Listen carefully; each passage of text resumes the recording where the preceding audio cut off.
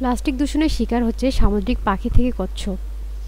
Plastic গ্রহণের ফলে বিভিন্ন সামুদ্রিক প্রাণীর মৃত্যুর হার বাড়ছে। এজন্য বিজ্ঞানীরা প্রায় 10,000 সামুদ্রিক প্রাণীর ময়নাতদন্ত রিপোর্ট বিশ্লেষণ করেছেন। গবেষণায় দেখা গেছে সামুদ্রিক পাখিরা মাত্র 23 টুকরা প্লাস্টিক গিলে ফেলে চরম বিপদের সম্মুখীন হয়। এতে তাদের মারা যাওয়ার আশঙ্কা থাকে 90%। সামুদ্রিক স্তন্যপায়ী প্রাণীরা 29 টুকরা প্লাস্টিক গ্রহণ করলে একই বিপদের মুখে পড়ে। আবার সামুদ্রিক কচ্ছপের এই মাত্রা ঝুঁকির জন্য প্রায় 405 টুকরা প্লাস্টিক গ্রহণ করতে হয়। প্লাস্টিকের সামান্য পরিমাণ হতে পারে বিপজ্জনক। আয়তনের দিক থেকে এটি ফুটবলের চেয়ে কম পরিমাণ নরম প্লাস্টিক একটি ডলফিনের জন্য মারাত্মক হতে পারে।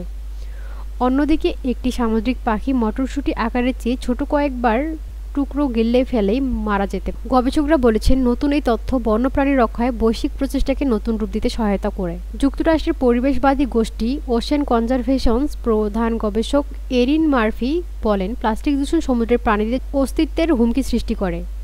সিল, সি লায়ন ও ডলফিনের মতো সামুদ্রিক স্তন্যপায়ী প্রাণী, সামুদ্রিক কচ্ছপ ও সামুদ্রিক পাখিদের বিশ্বব্যাপী সংগৃহীত ময়নাতদন্তের তথ্য বিশ্লেষণ করা হচ্ছে।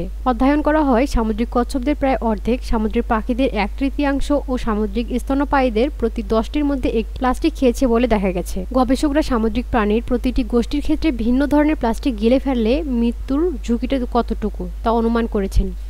প্লাস্টিকের ধরন বিপদের মাত্রা বাড়িয়ে দিচ্ছে। রাবার সামুদ্রিক পাখিদের জন্য সবচেয়ে বিপজ্জনক। নরম প্লাস্টিক ও মাছ ধরার সরঞ্জাম থেকে তৈরি আবর্জনা সামুদ্রিক স্তন্যপায়ীদের জন্য সবচেয়ে বেশি ঝুঁকি তৈরি করে। শক্ত ও নরম উভয় প্রকার প্লাস্টিকই কচ্ছপদের জন্য হুমকি সৃষ্টি করে।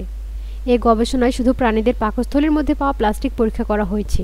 এতে রাসায়নিক প্রভাব বা প্লাস্টিক জড়িয়ে যাওয়ার মতো বিষয় মূল্যায়ন করা হয়নি, যে কারণে ক্ষতির প্রকৃত মাত্রাও আরও বেশি বলে মনে করেছেন বিজ্ঞানীরা। দেখা যায় শত শত সামুদ্রিক প্রজাতির দেহে প্লাস্টিক আছে। পাখিরা প্রায়ই প্লাস্টিকের টুকরো গিলে ফেলে।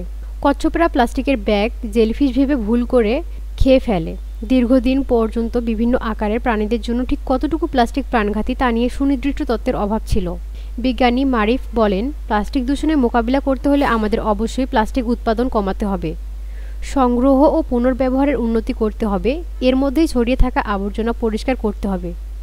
নতুন গবেষণার proceedings of the national academy of science জার্নালে প্রকাশিত হয়েছে এটি। সূত্র বিবিসি।